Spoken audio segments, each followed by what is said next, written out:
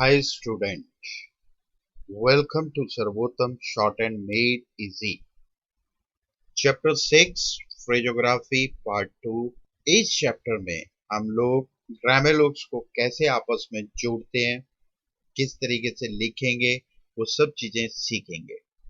जैसा कि मैंने पिछले चैप्टर में बताया था कि सबसे पहले आपको ग्रामेलोग्स याद होने चाहिए और उनकी डायरेक्शंस किस डायरेक्शंस में लिखे जाते हैं, सब कुछ आपको क्लियर होगा तो ये चैप्टर आपको समझने में इजी रहेगा। इस चैप्टर में सीखेंगे कि ग्रामेलोग्स को कैसे लिखना है, कैसे ज्वाइन करना है। अब फ्रेजोग्राफी चैप्टर में जैसे कि हमने इसमें पढ़ा है कि आई हैव, आई का हमें मालूम है कि लाइन से ऊपर लिखते हैं। अब हैव अगर आप ऐसे कर दो कि नहीं जी आई तो लाइन से ऊपर रहता है तो हैव भी साथ में जाएगा, तो नहीं, इसमें क्या करते हैं, फर्स्ट और सेकंड अपनी अपनी जगह पर कोशिश रहती है कि रहें। जैसे इसमें आई भी अपनी जगह पर, हैव भी अपनी जगह पर रहेगा। Next, how can they. अब इसमें हाउ तो लाइन पर है, अब कैन क्या होता है, लाइन से ऊपर। दे, तो इनको जोड़ना है तो हमें क्या करना पड़ेगा, हाउ कैन दे। तो हमारे को सेंस लग जाती है, हाउ कम दे नहीं होता, हाउ कैन दे। कोशिश हमारी यही रहती है कि फर्स्ट और सेकंड अपनी जगह पर रहें, पर इस फ्रेजेस में तो अकॉर्डिंग टू फर्स्ट ही ज्यादातर हम लोग चलते हैं। अब इसी तरीके से जैसे आई thank you, I thank line से ऊपर और यू, अब डाउट रहता है बियॉन्ड का, तो बियॉन्ड नहीं होता। तीसरा आपको खुद सेंस लगानी है कि आई थैंक यू, नॉट बियॉन्ड। ठीक है, जैसे मैंने पिछले उसमें बताया था कि हमें तीसरे का खुद को आइडिया लग जाता है फ्रेजेस में, यही चीज हम लोग सीख रहे हैं। अगर आपने I think, I think, think line पर होता है, साथ में यू, आई थिंक यू। फिर विद लाइन से ऊपर, मच को हमें लाइन से ऊपर लिखना है। गलती से आपने लाइन पर टच कर दिया तो ये विद विच बन जाता है, और अगर लाइन से नीचे चला गया तो विद ईच बन जाएगा। तो प्लेसेस का आपको ख्याल रखना है।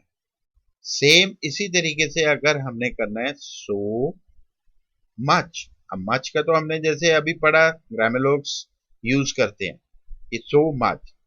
अब जब आप पढ़ोगे तो हमें नहीं मालूम लगेगा कि ये सो मच है, विच है, ईच है, कंफ्यूजन रहेगा। तो इस टाइप के वर्ड्स में तो सेकेंड ग्रामेलोग जो भी होता है उसको हमें कंप्लीट करना पड़ जाता है। तो सो मच हमेशा पूरा लिखा जाता है। जहां पे आपको डाउट्स हो आउटलाइन में, पढ़ने में प्रॉब्लम होती है, वहां पे आउटलाइंस को हम लोग कंप्लीट कर देते हैं। फॉर एग्जाम्पल हाउ मच, अब हाउ मच में भी ऐसे वही कंफ्यूजन, तो ये गलत हो गया, तो हाउ मच पूरा लिखा जाएगा। और टू मच, इसमें भी वही डाउट रहता है। जहां पे ऐसा पढ़ने में कंफ्यूजन हो जाए तो वहां पर फिर हमें मच पूरा लिखना पड़ेगा। इसमें वॉवल लगाने की जरूरत नहीं पड़ती। टू मच आप जोड़ के पढ़ोगे तो इजीली पढ़ा जाएगा। समझाने का मतलब यही था कि जहां पर डाउट्स हो आपको आउटलाइन में, वहां पे आउटलाइन कंप्लीट कर दी जाती है। लास्ट डिप्थोंग के चैप्टर में आपको समझाया था कि आई हाफ लिखा जाता है किन किन स्ट्रोक्स के साथ, के, एम और एल के साथ। जैसे हमने आई कैन लिखना है, आई कैन ऐसे नहीं लिखेंगे तो आई हाफ हो जाएगा कैन। आई के साथ एल लिखना है, आई विल, आई के साथ एम जोड़ दिया तो आई एम। नेक्स्ट है ही का हमने पढ़ा था grammalogues, small tick, he should know करना है। अब हमने ही शुड नो ऐसे कर दिया। अब पढ़ते हुए वर्ड में तो चलो हमें याद रहेगा ही शुड नो है, पर सेंटेंस में डाउट हो जाएगा कि ये ही है कि हु है, कंफ्यूजन रहेगा कि हु शुड नो। तो उस डाउट को दूर करने के लिए रूल बन गया है कि स्टार्टिंग में कभी भी ही आए तो ही का टिक नहीं यूज होगा, ही हमेशा कंप्लीट यूज होगा, ही शुड नो। बीच में ही का ग्रामेलोग्स ही यूज होगा, बट स्टार्टिंग में ही हमेशा ही में कंप्लीट लिखा जाएगा। अब इसी तरीके से जैसे बीच में आ गया इफ ही मे, मिडल में और एंड में ही का ग्रामेलोग्स यूज करेंगे if he should know, if he should know. He will be, अब ही आ गया स्टार्टिंग में तो he complete he will be. Next है वर। वर के लिए हमने कोई ग्रामेलोग्स ना इस चैप्टर में पढ़ा है ना पहले पढ़ा है, तो अब इन्होंने बताया कि डाउनवर्ड आर या W प्लस आर किसी भी ग्रामेलोग्स के साथ जोड़ दोगे तो वर्ग के लिए साउंड देगा। अब हम किस हिसाब से डाउनवर्ड आर यानी कि डाउनवर्ड वर्ड और अपवर्ड वर्ड को यूज करें, या तो पहले वर्ड हर वर्ड को रटना पड़ेगा कि इसके साथ ही डाउनवर्ड आएगा, इसके साथ अपवर्ड आएगा। डाउनवर्ड वर्ड किन ग्रामेलोग्स के साथ यूज करेंगे?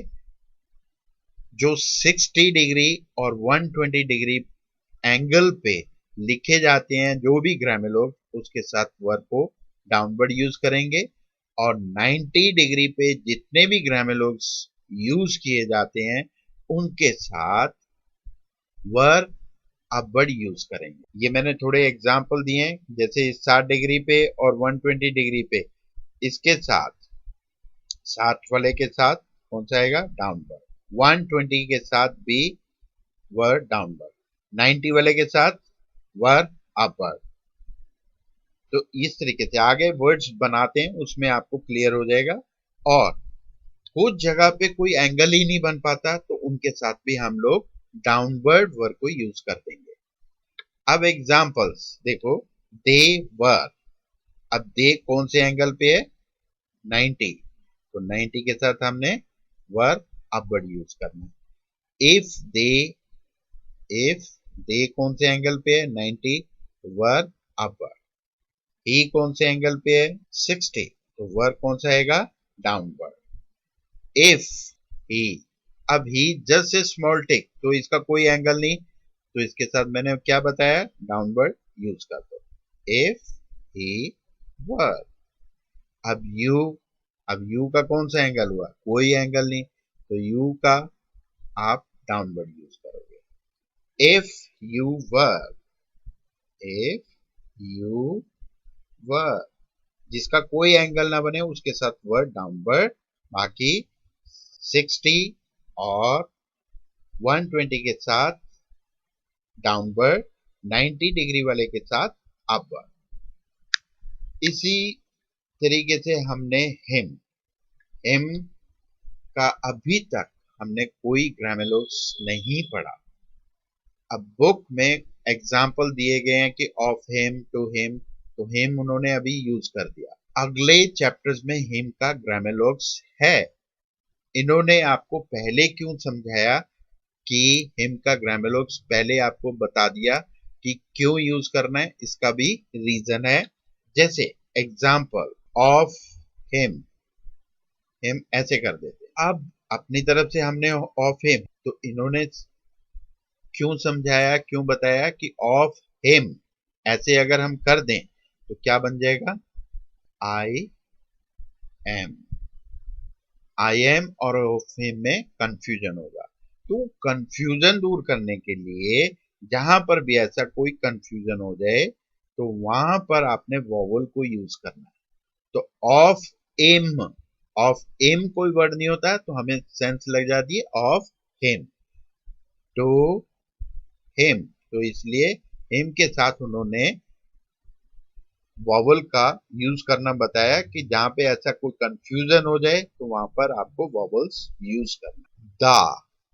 दा के लिए हमने एक डॉट पढ़ा था ऑन द लाइन। इस चैप्टर में आपको समझाया जा रहा है कि अगर हम किसी भी ग्रामेलोग्स, किसी भी आउटलाइन के ऑपोजिट स्मॉल टिक का साइन लगा दें तो वो द की साउंड देगा। अकेला अगर कभी दा है तब तो हम दा ये वाला यूज करेंगे। किसी ग्रामेलोग्स किसी भी आउटलाइंस के ऑपोजिट यानी कि बाद आए तो हम उसके ऑपोजिट स्मॉल टिक लगा के दा के लिए इंडिकेट करेंगे। एग्जाम्पल ऑफ द, ऑफ हमारा ऐसे लिखा जाता है तो इसके ऑपोजिट यानी कि डाउनवर्ड, ऑफ द। एंड ऐसे लिखा, इसका ऑपोजिट ऐसे कर दिया द। शुड लाइन पर होता है, शुड द। विद, विद हम ऐसे लिख रहे हैं, इसके ऑपोजिट ऐसे हो गया the. By, by the. If, if the. अब ये सारे डाउनवर्ड लिखे जा रहे हैं। इसी तरीके से हो गया अपवर्ड का, बियॉन्ड। अब बियॉन्ड हमने कैसे लिखा, ऐसे, तो बियॉन्ड द, इसके ऑपोजिट अपवर्ड हो गया। What the, what the. How, how the. At, at the. which, अब which ऐसे, which the। was, was the। अब जैसे ये ऊपर से नीचे लिखे जा रहे हैं तो ऑपोजिट साइड, ठीक है। तो ये द स्मॉल टिक लगा दें तो द की साउंड। इसी तरीके से ऑन द, हमने ऑन ऐसे लिखा, अब ऑपोजिट साइड ऐसे कर दिया ऑन द। और बट द, बट द ऐसे बना, अपनी तरफ से हमने ऑन द बना दिया। जब वर्ड्स बना रहे हैं तब तो इसको हम पढ़ सकते थे कि ऑन द। जब सेंटेंस बनाएंगे तो सेंटेंस में खुद को डाउट हो जाता है कि मैंने ऑन द लिखा है कि आई लिख दिया, तो कंफ्यूजन होता है ना। तो उस पर्पज से ये गलत हो गया। जब भी अकेला ऑन आए, अकेला ऑन तो ठीक है कि सीधा लिखा जाएगा, जब ऑन के साथ द आएगा तो ऑन द ऐसे टेढ़ा लिख देंगे कि आपको आई और ऑन द में कोई डाउट ना रहे। Same but the, but the भी टेढ़ा लिखेंगे, इस तरीके से नहीं, बट द। ऑन द और बट द दोनों टेढ़े लिखे जाएंगे। यही एग्जाम्पल मैंने बताया नीचे, ऑन द, ठीक है, और आई,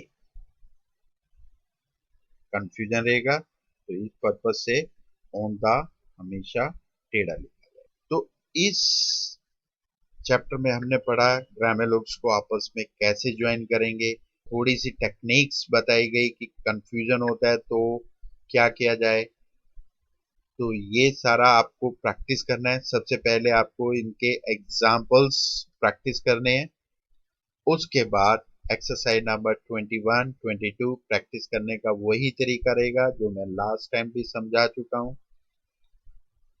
और नेक्स्ट वीडियो में हम लोग चैप्टर 7 सर्कल, एस और चैट के बारे में पढ़ेंगे। तब तक के लिए नमस्ते।